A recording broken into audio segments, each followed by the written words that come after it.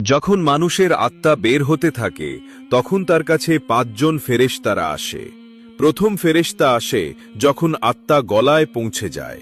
সে বলে, তোর শক্তিশালী দেহ কোথায় গেল? আজ এত দুর্বল কেন?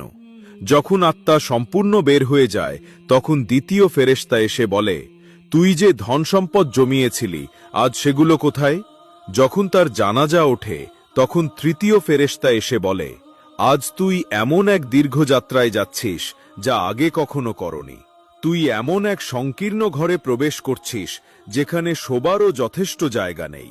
যখন কবরের মধ্যে নামানো হয় তখন চতুর্থ ফেরেশতা বলে, কাল পর্যন্ত তুই মাটির ওপর হাঁটতিস, আজ তুই মাটির নিচে শুয়ে আছিস।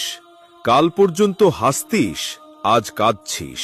কাল পর্যন্ত মানুষ তোর সঙ্গে ছিল, আজ তুই একা পড়ে আছিস।